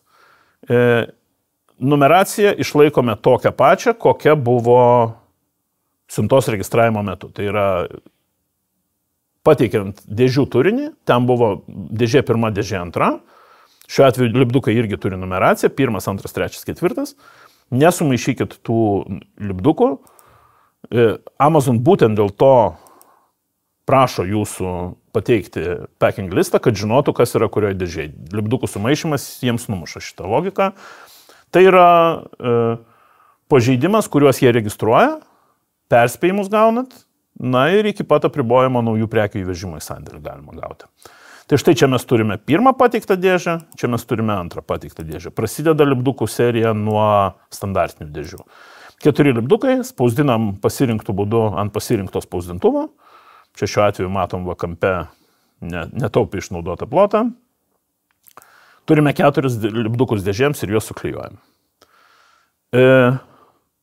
Kadangi tai siunta nepaletizuota, jūs negaunat palečių lipdukų. Jeigu siunta būtų su paletėmis, čia būtų dar palečių lipdukai spausdinami. Paletėms lipdukai klijuojami ant jau supakuotos paletės, apvyniotos skaidrė plėvelė, ant plėvelės išorės akių lygiai iš 4 pusių. Paskutinis žingsnis – įvesti trackingo informaciją. Tai reiškia, kad kai jūs gausite iš savo vežėjo, kai jau vežėjas pasikraus siuntą, čia yra 4 dėžės, jos turi gauti 4 trackingo numerius. Na, kartais tai būna vienas, jeigu siunta kažkokia bendra priklauso nuo vežėjo. Jūs įveda čia trackingo numerį. Tai leidžia Amazonui susijęti jūsų siuntą. Ir jeigu sandėly vyksta kažkoks nesusipratimas, ten ar lipdukas nusilupa ar pasižeidžia, jie gali pagal trackingo numerį kitą kartą atsekti tą siuntą.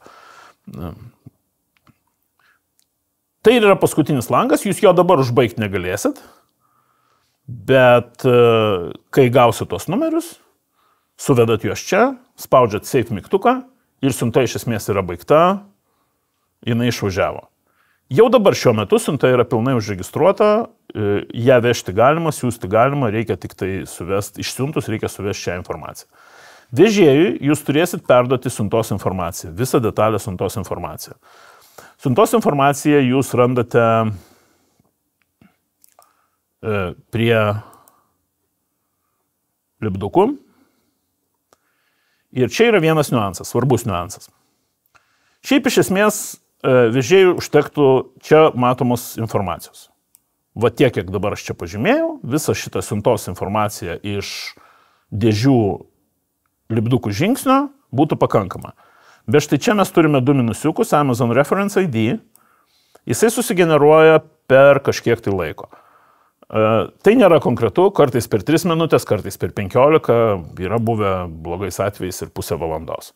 Jūs privalot sulaukti šito kodo susigeneravimo prieš siūsdami vežėjams. Vežėjams jis yra absoliučiai būtinas, kad užregistruoti jūsų siuntą į Amazono sandėlius. Tai yra dabar išsiuntus šią informaciją, jūs vis tiek turėsit po to siūsti ją pakartotinai jau su šito kodu. Taigi, ateinat į šitą langą po keletą minučių, tikėtina jūs tą kodą čia rasit, išsikopijuojat šią informaciją ir kartu su paslaugos užsakymu perdodat ją vežėjui kartu su Amazon Reference ID kodu jau užpildytų. Tai yra viskas, ką jūs turit padaryti, norėdami užregistruoti siuntą. Siunta užregistruota, ją galima išsiųsti.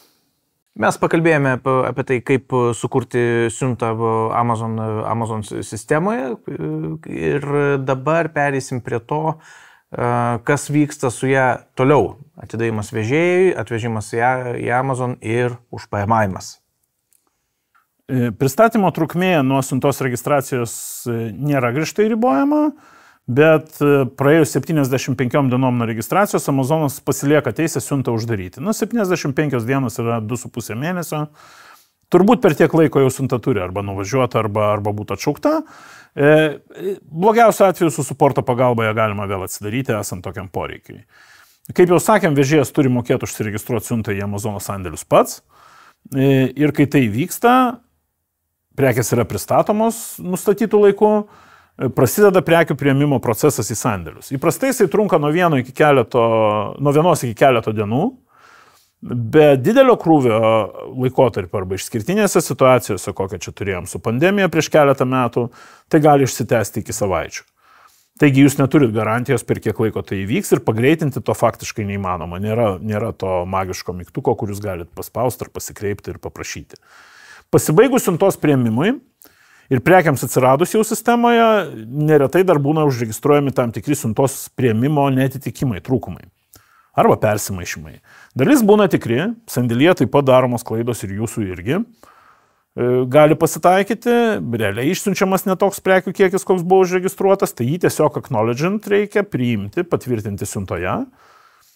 Jeigugi jūs manot, kad jūs išsiuntėte tikrai teisingai, jūs turite tai apeliuoti, pateikti Amazonui dokumentus, kad jūs nesutinkat su šito netitikimu, prekės atvažiavo teisingai. Ir iš jūsų bus tikėtinai paprašyta bent 2 dokumentų, kartais būna ir daugiau, tai bus siuntos pristatymo dokumentas vežėjo, ant kurio privalo būti Amazono priėmimo antspaudas. Šiais laikais vis dar prašoma originalių dokumentų su antspaudais. Čia yra svarbus momentas, nes daugelis vežėjų siūlo visokius digital, ten su GPS koordinatėm ir panašiai. Viskas labai puiku, o Amazonas prašo parodyti antspaudą. Delno dydžio didžiulį antspaudą. Tai jį reikia turėti. Ir antras momentas yra tų dingusių, negautų, netitikimą sukėlusių prekių įsigijimo dokumentų kopijos. Ne pirma vieta, kur jūs turite Amazonui šiek tiek apnuoginti savo verslo procesus ir parodyti, kur jūs gavote tas prekes. Jeigu esat gamintojai, paprašo žaliavų įsigijimo dokumentų. Žodžiu, kartais tokių ganėtinai keistų dokumentų, įsitikinti, kad jūs tas prekes tikrai turėjot, įsigijot, pagaminot arba kažkaip tai taip. Tai yra, vėlgi, kokių dokumentų prašo, tokius privalo teikti, kitaip ta apeliacija jūsų nepraeis. Dar verta galbūt paminėti apie siuntos statusus. Nuo to momento, kai pažymėjote, kad ją išsiuntėt, yra keli statusai. Vienas tai yra in transit, kuris reiškia, kad ta siunta važiuoja. Kai ta siunta yra jau pristatoma į Amazono sandėlį, įregistruojama, kaip jau atvykusi yra checked in, kad reiškia, jį jau paletė guli kažkur tai sandėlį. Ir sekantis yra receiving, kai jau konkrečiai paletė yra ardoma ir paėmuojamos konkrečiai prekės. Bet receiving statusai gali būti ir savaitę, ir 2. Atrodo, realiam pasaulyje, išsiardėjai paletę per valandą išrūšiuot turėtum, tai ją nelaikysi juk jos. Jinai ir nelaikoma yra, bet tiesiog loginė sistemos atspindimoji to informaciją, jinai gali tęstis. Prekės patampa aktyvios ir galimos pirkti jūsų paskyroje, kai jau prasideda receiving ir kai prie jūsų yra ten, tarkim, received 100 iš 200, tai tas 100 jau jį vartotojai gali pirkti. Reiškia, dalimis prekės atsiranda sistemoje, jeigu tai išsitęsia. Jeigu greitai vyksta, galite jūs ir nepastebėti to proceso, pastebėsite jo baigtinę fazę. Bet jeigu paėmavimas trunka savaitę, tarkim, kas irgi būna pasitaiko, tai atsiras vienos prekės, po to kitos, po to trečios, pagal receiving statusą. Yra dar toks reiškinys kaip išankstiniai pardavimai.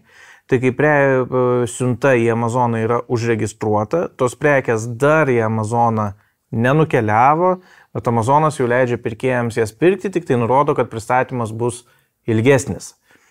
Šitą irgi reikia nenustebti, tai malonu. Nusimatyti. Taip. Paprastai tai pradžiugina, kai tu prekių dar nenuvežėjai, o pardavimus jau padarėjai. Tik tai gal tas nudžiugina šiek tiek mažiau, kai prekių dar nenuvežėjai, pardavimus padarėjai, o pavyzdžiui, prekės siunta pastrigo muitiniai. Tai dėl to mes dar sykį akcentuojam patikimų vežimų ir išmuitinimo partnerių svarbą.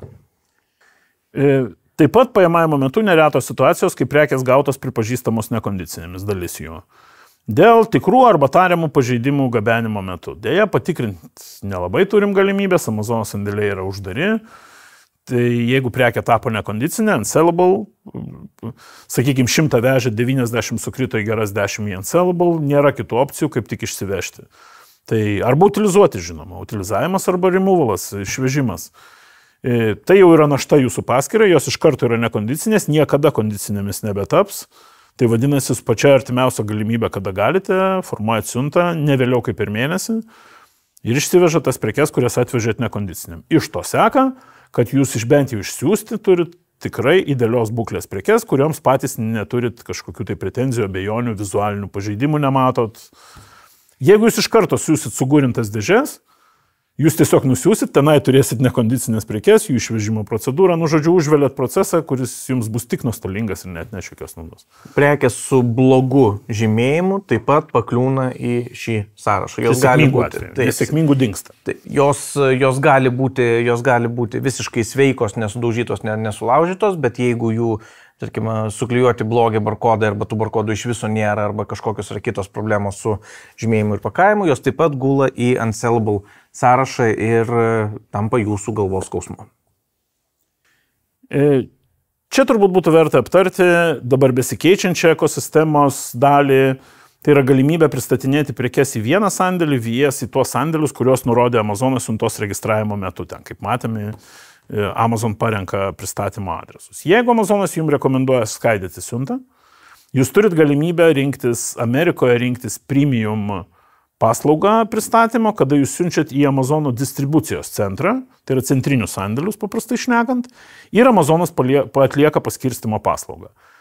Nuo 24 metų kovo tai yra pasirenkama opcija, ar jūs rinksitės taip ar taip. Pasirinkus tą premium FBA sandėlį, distribucinį sandėlį, jūs privalomai sumokėsit papildomą mokestį už prekių distribuciją, už jų išplatinimą po Amerikos sandėlius.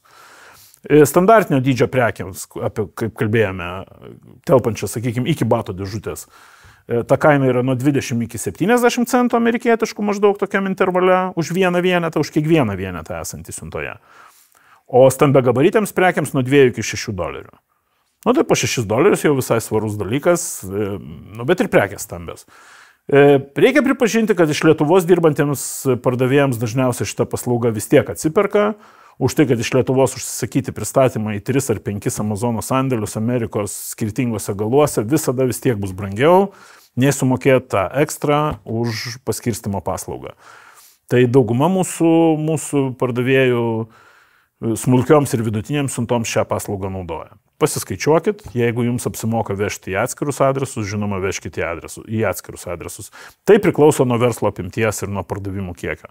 Jeigu ir ten pas jūs važiuos po 10 palečių, ko gero jums esminio skirtumo nebus ir jūs galite nuvežti ten 10 ir ten 10. Jeigu po 10 dėžučių, ko gero geriau, kad į vieną vietą. Tai kiekvienas atvejis individualus. Svarbu žinoti, kad Amazono parinktų sandėlių lokacijų jūs pakeisti ar paprašyti norimų negalite. Dažna naujokų klaida yra tai, kad nepasižiūrima, kurie sandėliai yra įrašyti siuntos informacijų, siuntos lipduke. Ir informacija vežėjai nusiunčiama kaip praeitą kartą. Mums kaip praeitą kartą, ten pat reikia nusiųsti į Ameriką. Tuo tarpu sandėliai kinta.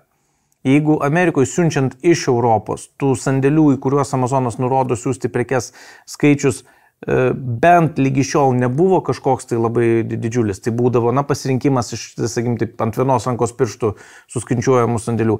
Europoje tai gali keistis dramatiškai.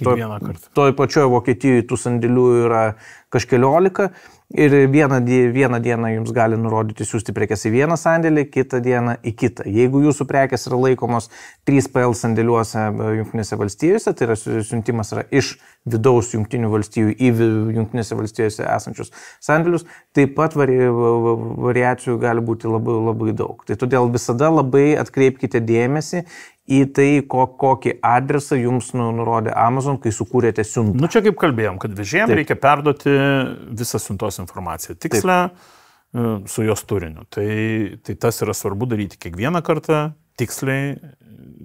Nepernaudoti buvusio adreso. Labai svarbus dalykas. Taip. Na kągi, ir turbūt tokia paskutinė ir kertinė irgi FBA tema, tai yra atsargų sandėliuose planavimas. Nes jums labai svarbus, stabilus, teisingas prekių tiekimas, jisai užtikrina nuoseklų FBA pardavimo augimą. Taip jau veikia Amazonas, kad kuo jūs stabiliau tiekat prekes, tuo greičiau jūs augat. Tiek Amazono, tiek mūsų rekomenduojamas atsargų lygis, kaip minėjo Vytautas, yra 2 mėnesiai, gali varijuoti nuo 1 iki 3, bet maždaug tokiam intervale jūs privalėtumėt dirbti. Tai pradėkim dabar nuo tokios analizės, kokie tipiniai tiekimo proceso etapai yra ir iš ko susideda jūsų tiekimo grandinės trukmė bendra į Amazono sandėlius. Tai pirmiausia yra gamyba, jeigu jūs siunčiate tiesiai iš gamintojo arba patys esat, arba pateikimas į savo sandėlius, jeigu jūs užpirkinėjate tas prekes iš kažkur. Tai viena dedamoji. Toliau. Siuntos atrinkimas, paruošimas pagal mūsų jau aptartas taisyklės jūsų sandėliuose. Patirtis rodo, kad neretam sandėly tai yra laiko imlus procesas, kartais savaitę užtrunka. Atrodo, gamybinis sandėlys visko yra, šią savaitę supakuosim kitą savaitę. Tai turi būti skaičiuota į procesą. Vežėjo užsakymas, suderinimas. Kai su nuolatiniu dirbat, turbūt tai nebus imlų laikui. Pradžioje yra paieškos kažkoks momentas, tą galite iš anksto darytis. Transportavimo laikas. Jau jūs pakrovėt vežėjų, ypač svarbu Amerikos atveju. Dar gerai, jeigu tai yra skrydžio lėktuvo dalykas, tai ten porą savaičių ir nuskrenda, bet jeigu kalbam apie gabenimą jūriniu keliu, tai trunka mėnesiais. Tai tiekimo grandinėje tai reikia skaičiuoti. Ir jeigu jūs norite turėti stoko 2 mėnesiam, o prekės važiuoja vien gabenimas jų trunka 2 mėnesius, nekalbant apie kitas dedamasias, tai vadinasi, jums teks gerokai pakelti buferį prekių kiekį. Iškrovimo lango gavimas, čia priklauso nuo vežėjo kompetencijos, nuo jų sugebėjimo dirbti su Amazon sandėliais, irgi svarbus momentas, nuo sezono priklauso, nuo sandėlio. Tada tas priėmimo išrūšiavimo ta fazė nuo dienos iki savaitės, iki 2, iki nežinia kiek. Standartė visgi 1-2 dienos, turbūt 90% siuntų per porą dienų išsirūšiuoja. Nereikia, ta prasme, labai didelių skaičių tikėtis, bet ir nustebti nereikėtų, jeigu taip neįvyksta. Siuntų paruošimo periodiškumas, kiek dažnai jūs patys norėsit siųsti siuntas, nes turbūt ne kas 3 dieną, o visgi ten kas porą savaičių kaip minimum arba dar rečiau, kiek jau jūsų procesai tai leis. Ir sezono paklausos poreikiai irgi labai svarbu įsivardinti, čia tai vaizdingai šnekant, rogutėm prekiaujant, turbūt jūs turėsit skirtingą požiūrį į ateinančius mėnesius rugsėjį, žiūrėdami į ateitį ir balandį ar kovą. Jūsų lūkesčiai bus kitokie ir kiekiai bus labai kitokie. Tikėtinai, ne sezono metu gal net 0 bus tas skaičius. Tai šitą irgi reikia skaičiuoti bendrą formulę. Nėra taip labai paprasta, bet jūs privalote tai daryti, priešingų atveju jūsų likučiai netitiks jūsų poreikių. Visą tai sumoji ir priklauso, nuo to ir priklauso jūsų tiekimo stabilumas. Jeigu jūs tai teisingai planuojat, jūs turit stabilias atsargas, labai svarbu identifikuoti savalaikiai, nepavėluoti, nesudaryti nulinio likučio situacijos. Ir tai ypač kritiška yra topinėms pačioms parduodamiausiams prekiams. Jeigu pastebit, kad nespėjat patiekti pagal standartinę tiekimo grandinę topinių prekių, jums jau bus tas trūkumas, liko savaitei, o procesai, tie, apie kuriuos kalbėjom, 3 dar kaip minimum suės. Akceleruojat, ieškot apėjimų, jei šiaip vežat kažkur žemė, vežat orų, jeigu kažkas gali brangiau nuvežti, vežat brangiau, visada praradimai prekių nebuvimo sandėlyje atveju bus didesni negu transportavimo kaštai. Ilgalaikiai strategijoje jums svarbu nepadaryti pauzių, nepadaryti pertraukių tiekimo procese. Kitose mūsų video mes kalbame apie tokį rodiklį kaip BSR, bestseller rate, ir mes dar sykį priminam, kad prekių išėjimas į, tai vadinama, gražus lietuviškas žodis out of stocką, iš karto kerta per BSR, tą pačią valandą jis pradeda kristi. Nėra pardavimų, jūsų BSR krenta. Čia yra tas vaizdingas palyginimas su bėgimo varžybom. Jūs dalyvaujat bėgimo varžybose, jūs stengiatės iškovoti kuo geresnę poziciją, bėgti kuo arčiau lyderio, arba jais tiesiog tapti. Už tai Amazonė jūs mokat už reklamą, dedat įvairias pastangas stumiant savo prekes į viršų, o prekių nebuvimas sandėlyje tai yra sėdėjimas ant suoliuko varžybose. Jūs tiesiog atsisėdat, varžybos nuo to nesibaigia, jos tęsiasi lygiai taip pat, kaip buvo, tiesiog jūs stebit, kaip pro jūs prabėga 1 dešimtukas, 2 dešimtukas, 3 dešimtukas, tai kada vėl pakilsit, tokioj pozicijoje jūs restartuojat ir vėl vejatės lyderius. Kuo ilgiau neturit prekių, tuo žemiau restartuojat. Tai Amazonas pardavinėdamas koinės ar plaktukus visada turės koinių ar plaktukų. Jeigu jūsų koinės buvo populiariausios, privalot jas ir išlaikyti toje pozicijoje, jūs negalite eiti pailsėti. Pailsėjimas reiškia, kad kitos koinės nuo to laiko bus populiariausios, o jūs tiesiog kris žemyn. Tai tą turėkite omeny. Teisingas sprendimas yra identifikavus tas topseleinės prekes dar laikyti buferį savo sandėliuose. Tai jūs bent eliminuojate tiekimo tą fazę, kad nusipirkti, atsivežti, užsipirkti, pagaminti. Jeigu jau tai yra topai, jūs dėl jų privalo daryti viską ir sugalvoti visus įmanomus sprendimus, kurie leidžia jums kuo labiau užsigarantuoti jų stabilumą. Tai sakykime taip, 2 mėnesių apyvartumas Amazono sandėliuose, dar mėnesiuko buferis pas jūs pačius. Būtų sveikas. Ir nustačius jau tą visą ciklo trukmę, jums lieka matematinis uždavinys, kiek apskaičiuoti iš esamų likučių išgabenamų siuntų, nes tą irgi reikia vertinti, jeigu kažkurios siuntos jau yra tranzite, tai irgi yra likučiai, kurie sukris į jūsų atsargas, kiek jums dabar reikia tiekti prekių. Šitam matematiniam uždaviniui yra vėlgi įvairių priemonių spręsti. Amazonas turi savo planavimo įrankį, kuris, sakykime, atvirai abejotinai veikiantis yra. Kartais sunku suprasti jo logiką, kodėl jis siūlo vieną ar kitą skaičių, jisai matematiškai niekaip nepagrindžiamas. Panašu, kad jie naudoja kažkokius rodiklius, kurių atvirai neparodo ir dažnai neįtikina, pasakysiu taip. Yra daug programinių įrangų, kurios skirtos sandėlio atsargų planavimui, jos tikrai yra ištobulintos ir kai kurios ir pakankamai brangios ir sudėtingos, kaip verslo valdymo sistemos dalis, bet kur jų yra specifika, jos nėra adaptuotos Amazono procesams ir kai kurių rodiklių amazoninių jos tiesiog nevertina, nes ne tam skirtos yra. Jos paprastam lentyniniam likučių planavimui, min-maxai, čia yra klasika, ką turi bet kuris mažmeninės prekybos tinklas ar panašiai. Amazonė yra sava specifika, apie kurią mes jau kalbėjom. Tai mes, pavyzdžiui, turim savo susidėliotą programinę įrangą, kurioje stengiamės kuo daugiau Amazono rodiklių įvertinti, atsižvelgti. Svarbu atsižvelgti konkurencinės aplinkos pokyčius, ar brango pigo konkurentai, ar jūs per tą laiką brangot pigot. Tai irgi turės įtakos tolesniai dinamikai. Nesvarbu, kad jūs parduodavot galbūt po 200 vienetų į mėnesį, bet jeigu konkurentai pabrango, jūs gal jau parduosit po 300, jeigu galit nekelt kainų. Arba priešingai, jeigu pakelsit kainą, gal parduosit tik po 100. Tai šitos dalykus irgi reikia įsivertinti ir tai yra amazoninės ekosistemos dalis. Jūs nesat uždaroje erdvėje, jūs visgi veikiat konkurencinėje aplinkoje, labai agresyvioje konkurencinėje aplinkoje.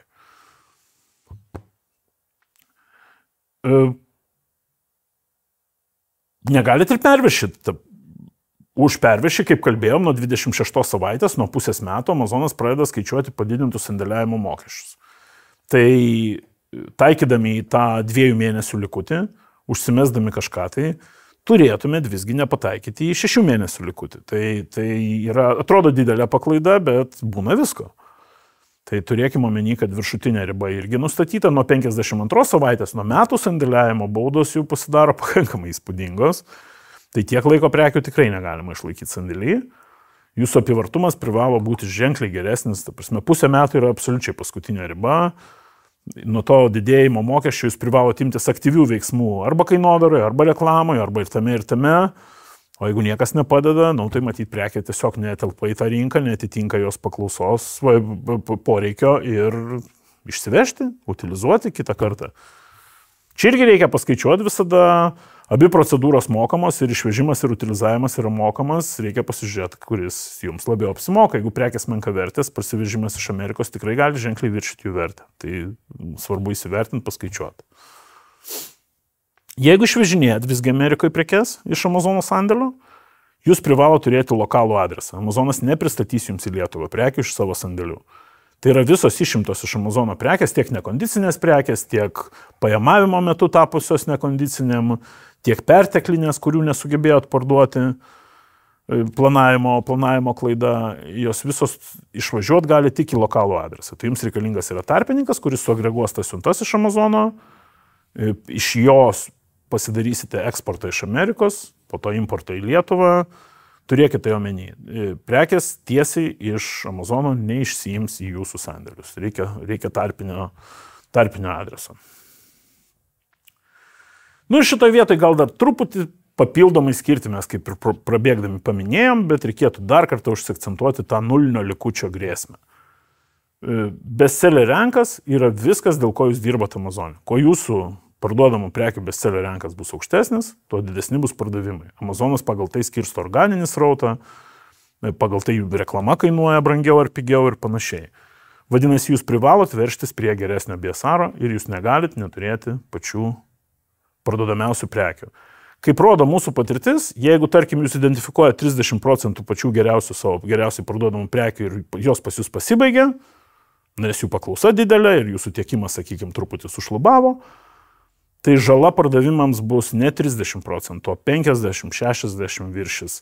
Tai yra ir sinerginis efektas, kurį jūs gaunate iš top sellerinių prekių ir jis jums suveiks atbulą pusę, kad jūs turėsit dvigubą ar ten panašų praradimą nuo to, kad jų neturit. Ne tik matematiškai. Čia svarbu pabrėžti, kad šiuo konkretu atveju mes kalbame apie to paties brando prekes. Jūs turite vieną brandą, jame yra 10-15 prekių, iš jų 3 yra jau ta kometos galva ir štai jų nebeliko.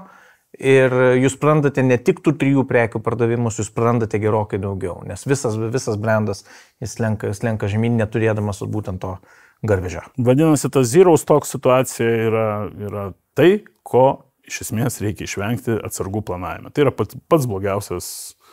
Iš esmės taip. Atmetus visus kitus dalykus, dėl kurių gali ten būti jums priblokuota paskyra, ten dokumentų savalaikis nesuvežimas, kažkokie kiti dalykai, dėl ko gali būti užblokuota jūsų paskyra, mes dar turėsim atskirą pokalbį, neskaitant visų šitų dalykų. Operacinis čia yra turbūt didžiausias. Iš operacinių pats baisiausias, kas gali atsitikti, jūs esate be stoko. O čia yra pats blogumas, nes... Be top seller ypač. Top seller ypatingai. Nes net kai jį ir sugrąžinsit, kaip gerai labai pasakė Vytautas su analogija būtent bėgimo varžybų, jums teks gerokai dar pabėgėti, kol prisivysit priekį, jums teks bėgti greičiau už kitus. Jeigu naudot analogiją, realybė tai reiškia didesnės išlaidos reklamai, mažesnės kainos, didesnės nuolaidos, atitinkamai mažesnės pajamos ir iš to praradimai. Tai žodžiu, šiukštu neišeikit į out of stocką. Tai turbūt čia ir baigiam šitą dalį apie FBA sandėliavimą ir prekybą iš Amazon sandėlių ir visą šį procesą. Linkim sklandžios ir sėkmingos prekybos. O jeigu kas neaišku, visą laiką žinot, kur mus rasti. Ačiū labai ir viso geriausio. Geros dienos.